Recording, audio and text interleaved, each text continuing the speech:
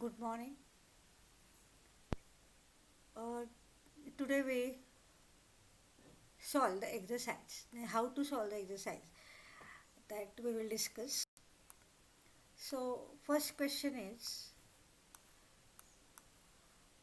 complete the following statements while estimating national income.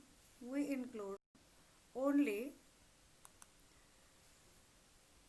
the value of final goods and services in order to त्याचे options काय दिले बघा to make computation easier avoid double counting, maximum national welfare of the people, evaluate the total economic performance of the nation. तर याच्यामध्ये हे चारही options दिलेत त्याने ते थोडेसे सगळेच आपल्याला बरोबर वाटतात. पण इथं स्पेसिफिक आपल्याला ते पॉईंट घ्यायचं आहे. स्पेसिफिक पॉईंट काय आहे?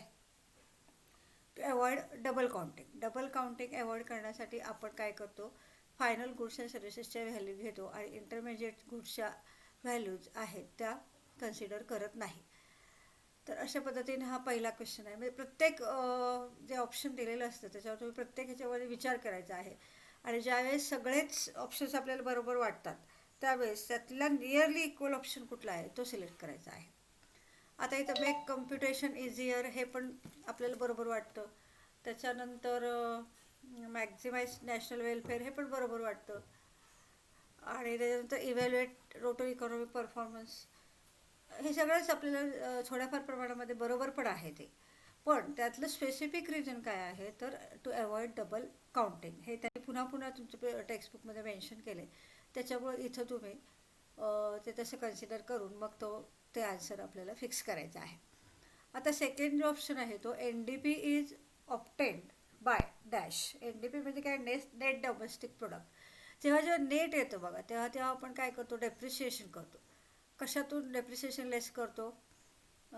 ग्रॉसमधनं. म्हणजे ग्रॉस फिगर असेल त्याच्यातनं डेप्रिशिएशन काढलं की आपल्याला नेट फिगर मिळते. हे एक साधे लॉजिक आहे. तर ह्याच्यामध्ये आपण मशीन अकाउंटमध्ये बघता मशीनमध्ये डेप्रिशिएशन काढलं की त्याची नेट व्हॅल्यू मिळते. तसं आता इथं ग्रॉस व्हॅल्यू कुठली होणार बघा?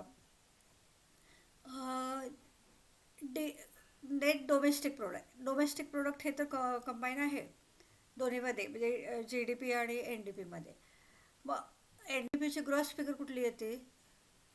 डोमेस्टिक प्रोडक्टची ग्रॉस फिगर कुठली येते? तर net domestic gross domestic product. मग जेव्हा तुम्ही डोमेस्टिक प्रोडक्ट विचारात घेता तेव्हा दोन फिगर्स आपल्याला लक्षात येतात. एक आहे ग्रॉस डोमेस्टिक प्रोडक्ट आणि दुसरी आहे नेट डोमेस्टिक प्रोडक्ट. मग ग्रॉसमधून डेप्रिसिएशन लेस केल्यानंतर आपल्याला नेट डोमेस्टिक प्रोडक्ट मिळतं.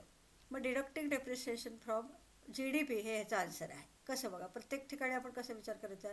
Deducting depreciation from G N P. आता इथं जी एन पीचा काय संबंध आहे का? नाही. आपल्याला काय करायचं आहे? एन डी पी काढायचं आहे. एन डी पीचं इक्वेशन काय येतं बघा, इथं एन डी पीचं इक्वेशन त्यांनी दिलेलं आहे. प्रत्येकाचे इक्वेशन्स मी तुम्हाला हे करा म्हटलं होतं, काय लिहून काढा म्हटलं होतं एका ह्याच्यावर. नेट डोमेस्टिक प्रोडक्ट म्हणजे काय, क्रॉस डोमेस्टिक प्रोडक्ट म्हणजे काय, ह्याच्यामध्ये हे सगळं तुम्हाला इथं रिव्हिजनच्या वेळेस मी सांगितलं होतं की प्रत्येकाचं तुम्ही काय करा, इक्वेशन लिहून काढा. तर तुम्ही एका पेजवर जर इक्वेशन लिहून काढले तर तुम्हाला ते जास्त सोपं जाईल लक्षात ठेवायला, किंवा एकाखाली ते एक येतं. आता बघा, जी डी पीचा फॉर्म्युला काय आहे? तर C plus I plus G plus X minus M असा फॉर्म्युला आहे इथं. आणि एन डी पीचा फॉर्म्युला काय आहे? G D P minus depreciation. म्हणजे डोमेस्टिक प्रोडक्टची ग्रॉस फिगर कुठली आहे? G D P. Net figure कुठली आहे? N D P. मग जी डी पीमधनं डेप्रिसिएशन लेस केल्यानंतर आपल्याला काय मिळेल? एन डी पी मिळेल. मग एक तर दोन लक्षात ठेवायला पाहिजे, दोन मेथड्स आहेत हे लक्षात ठेवायचं. एक तर सगळं पेजवर लिहून काढा आणि त्याचं कोरिलेशन लावा. म्हणजे इथं दोघांच्यामध्ये काय कॉमन आहे? डोमेस्टिक प्रोडक्ट कॉमन आहे. मग जीमध्ये काय आहे? सगळंच इन्क्लूड आहे. C plus I plus G plus X minus M. आपण ह्याच्यातनं काय डेप्रिसिएशन लेस केलं की काय मिळतं? एन डी पी मिळतं. अशा अभ्यासाची तुम्ही मेथड ठेवा. तर ह्याच्यामध्ये दुसरं झालं. आता दुसरा विचार करताना कसं करायचं बघा, deducting depreciation from G N P. आता मग जिथं जिथं जी एन पी आहे ते आपोआपच कट होतात. म्हणजे पहिला ऑप्शन जी एन पीचा आहे तो आपोआपच कट होतो कारण आपण जी डी पीचा विचार करणार आहोत. शेवटचा पण आपोआप कट होतो कारण आपण जी डी पीचा विचार करणार आहोत. आणि GDPचे दोन ऑप्शन दिलेत त्याने, एक डिडक्टिंगचं सांगितलं आणि एक इन्क्लुडिंगचं सांगितलं. इन्क्लुडिंग तर होणारच नाही, म्हणजे राहिला डिडक्टिंग डेफिनेशन GDP, हे ह्याचं इक्वेशन आहे. तर त्याप्रमाणे हे लक्षात ठेवलं तरी चालेल, तुम्हाला कुठलं सोयीचं जातं त्या पद्धतीने तुम्ही लक्षात ठेवा. दुसरं जे आहे, in India national income is estimated using output method, income method, expenditure method आणि combination of output and income method. ह्याच्यामध्ये शेवटच्या पॅरेग्राफमध्ये त्यांनी लिहिले. ह्याच्यासाठी डीप रिडिंग खूप आवश्यक आहे. बघा, तुम्ही अगेन अँड अगेन तुम्ही टेक्स्टबुक सारखं वाचत जा. काही तुम्हाला करायचं नसलं तरीसुद्धा टेक्स्टबुक सतत वाचत गेलं की ते लक्षात राहतं. शेवटच्या पॅरेग्राफमध्ये हे आहे बघा, त्या COCनी आउटपुट मेथड आणि इन्कम मेथड असं त्यांनी स्पष्ट इथं लिहिलेलं आहे. एक मिनिट, ते शेवटची जी मेथड होती ते शेवटच्या मेथडचा जो पॅरेग्राफ आहे त्याच्यामध्ये त्यांनी लिहिलेलं आहे बघा, काय CSO कुठली मेथड वापरते. Out of these methods output method and income method are extensively used असं त्यांनी म्हटलेलं आहे. मग आउटपुट आणि इन्कमचं कॉम्बिनेशन नाही आहे इथं, त्याने कॉम्बिनेशन हा शब्द तिथं घेतलेला नाही आहे. त्याच्यात त्यांनी अँड असा हा शब्द वापरला आहे.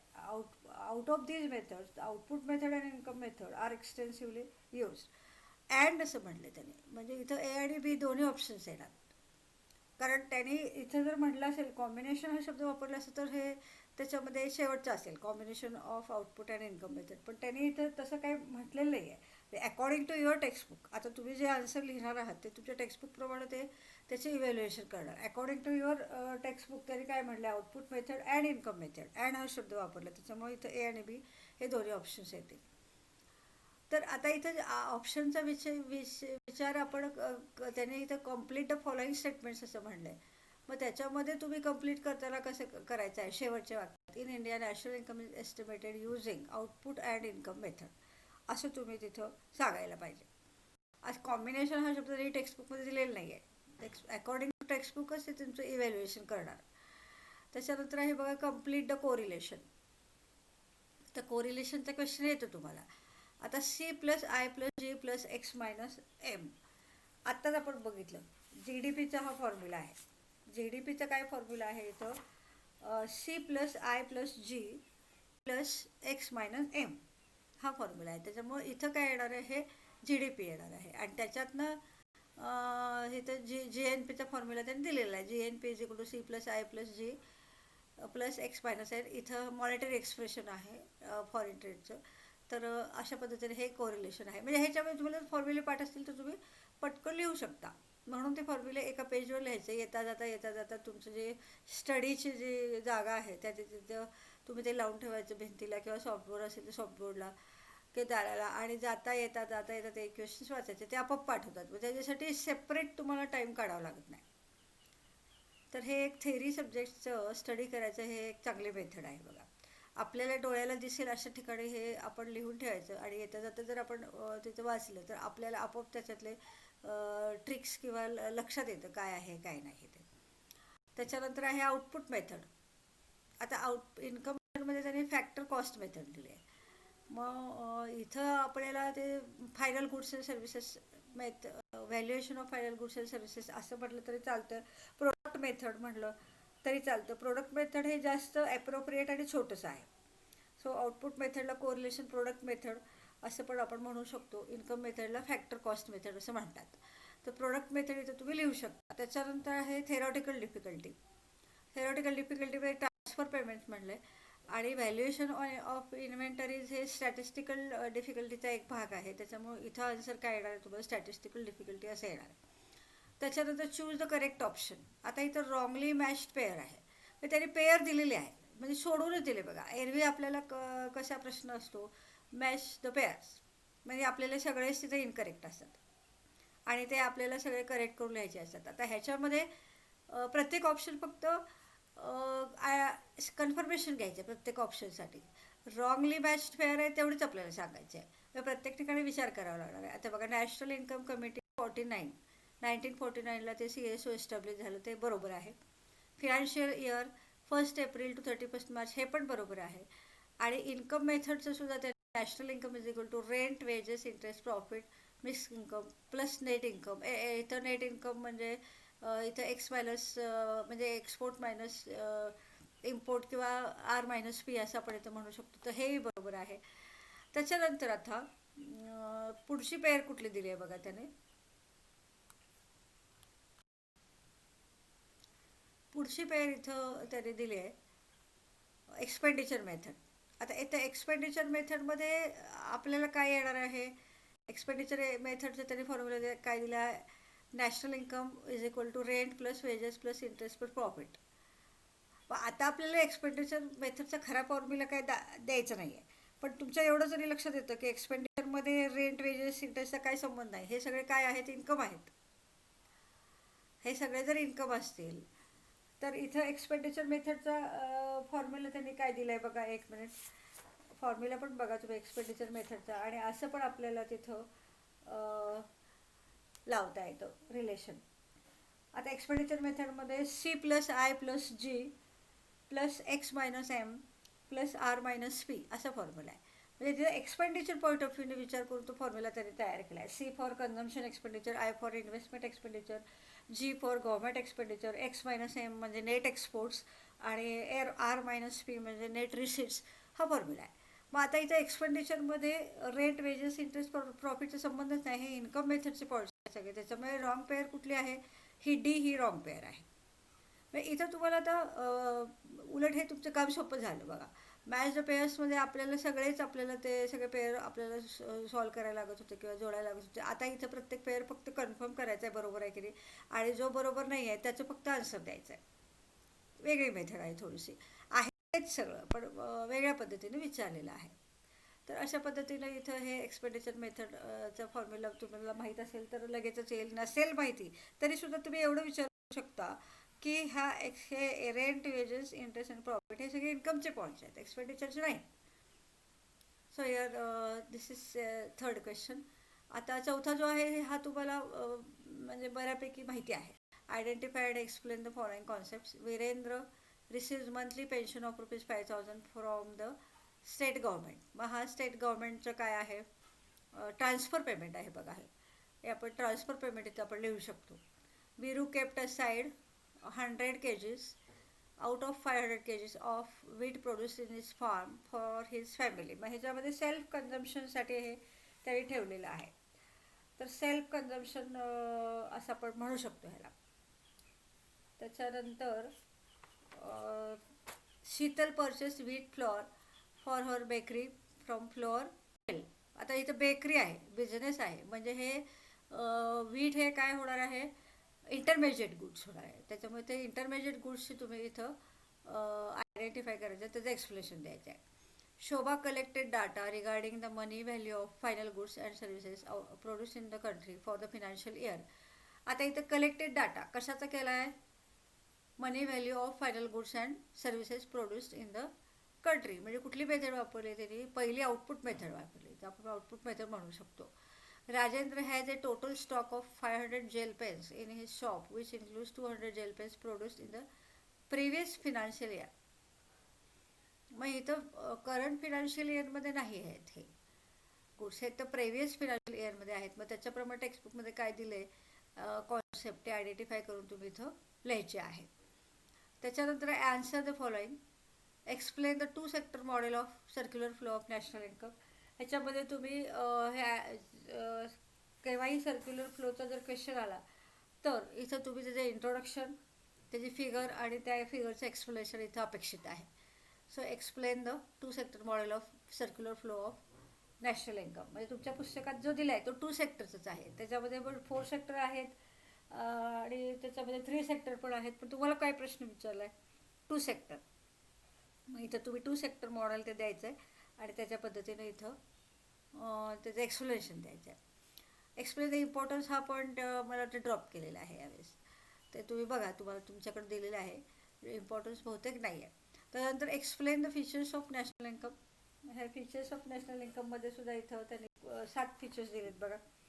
Macro economic concept, value of final goods and services, त्याच्यानंतर नेट ॲग्रिगेट व्हॅल्यू, त्याच्यानंतर net income from abroad, financial year, flow concept, money value, हे सगळे त्याचे पॉईंट्स दिलेले आहेत आणि त्याच्यामध्ये तुम्ही ते एक्सप्लेन करायचे आहेत. Explain the concept of green GNP. आता हे ग्रीन GNP त्यांनी कशामध्ये दिले बघा, यू शुड नोमध्ये दिले. आणि ही करंट म्हणजे रिसेंट कॉन्सेप्ट आहे, एकदम लेटेस्ट. तर हे तुम्हाला माहिती पाहिजे. तर हे ग्रीन कॉन्सेप्ट काय आहे? It is an indicator of sustainable use of natural environment and equitable distribution of benefits of development. आता मग त्याच्यामध्ये सुरुवातीला आपण जेव्हा म्हणजे जेव्हा आपण हे GNP कॅल्क्युलेट करत होतो तेव्हा एन्व्हायरमेंटचं काही कन्सिडरेशन आपण घेत नव्हतो. पण इथं या ग्रीन GNPमध्ये त्यांनी सस्टेनेबल डेव्हलपमेंट याचा अर्थ लॉंग लास्टिंग आणि कायम पुढच्या जनरेशनला उपयोगी येईल अशी ही ग्रीन GNPची त्यांनी इथं डेफिनेशन दिली आहे. मग ह्याच्यामध्ये काय म्हटलं आहे बघा त्यांनी, gross national product does not take any into consideration the cost of in term of environmental pollution, depletion of natural resources. So mere increase in GNP will not reflect the improvement in quality of life where it increases environmental pollution or reduce available resources for future generations. So green GNP has been introduced.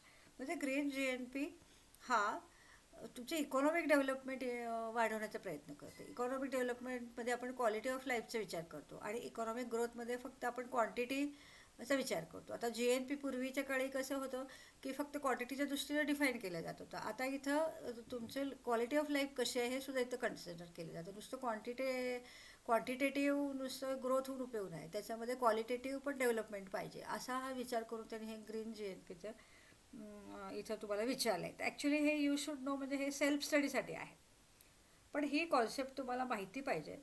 आणि हे तुम्हाला त्याचा benefit काय आहे किंवा ह्याचं नवीन ही concept काय आहे हे तुम्हाला कळावं ह्यासाठी त्याने हा प्रश्न विचारला आहे. यू शुड नो वगैरे त्यांनी ते मला वाटतं ड्रॉप केलं, तुम्ही बघा ते मी ड्रॉप केलेल्याची लिस्ट दिलेली आहे, त्याच्यामध्ये ते ग्रीन GNP इन्क्लूड नाही आहे. तरी पण एक for the sake of information किंवा for the sake of knowledge हे इथं आपण डिस्कस करतो आहे. आता हे तर तुम्हाला माहीतच आहे, मागच्या वर्षीपासून तुम्ही हा प्रश्न विचारताय, हे सोडवतो आहे. State with reasons whether you agree or disagree with the following statements. There are many theoretical difficulties in the measurement of national income. याचा आन्सर येस आहे. आणि ह्याच्यामध्ये काय अपेक्षित आहे तर सगळ्या थेरॉटिकल डिफिकल्टीचं एक्सप्लेनेशन अपेक्षित आहे. तर पहिलं एक मार्क असतो ॲग्री किंवा डिसॲग्रीला आणि उरलेले मार्क्स सगळे तुमच्या एक्सप्लेनेटरी इन्फॉर्मेशनला असतो. त्याच्यानंतर under output method value added approach is used to avoid double counting. आता व्हॅल्यू ॲडेड अप्रोच कशामध्ये यूज केलेलं आहे बघा बरं. ते आपण आता ह्याच्यामध्ये आउटपुट मेथडमध्ये आहे, हे सुद्धा तसंच आहे. Under output method value added approach is used. मग हे सुद्धा ट्रू आहे, कारण दोन अप्रोचेस आहेत बघा. पहिला अप्रोच आहे फायनल गुड्स अप्रोच आणि दुसरा अप्रोच आहे व्हॅल्यू ॲडेड अप्रोच. तर हे दोन अप्रोच कन्सिडर करून ह्याच्या आउटपुट मेथडचा आपण स्टडी करतो. तर अशा पद्धतीनं हे सुद्धा आपण ॲग्री करून त्याचे एक्सप्लेनेशन लिहायचं आहे. त्याच्यानंतर question number 7 answer in detail. हे तर काय डायरेक्टच क्वेश्चन असतो. डिफिकल्टीज हा महत्त्वाचा पॉईंट आहे सिलेबसचा नॅशनल इन्कमचा, त्यामुळे दोन्ही प्रकारच्या डिफिकल्टीज तुम्ही चांगलं प्रिपेअर करा. त्याच्यानंतर आहे बघा explain the income method and expenditure method of measuring national income. हा सुद्धा डिरेक्ट क्वेश्चन आहे आणि ह्याचा आपण थोडक्यामध्ये लिहायचं आहे. तर दोन मेथड जर विचारले असतील तर दोन्ही मेथडचं इन शॉर्ट इथं तुम्ही आन्सर लिहा आणि त्याच्यामध्ये तुम्ही प्रिकॉशन्स पण लिहिणं गरजेचं आहे. फक्त प्रिकॉशन शॉर्टमध्ये लिहायचं, प्रिकॉशनचं रिझन लिहायचं काही कारण नाही. फक्त कुठले प्रिकॉशन्स आपण घेणार आहोत ते इथं लिहिलं तर हे क्वेश्चन आपला कंप्लीट होतो. So today we have discussed all here that questions which are related to national income, and from tomorrow we start next lesson. Today we stop here. Thank you very much.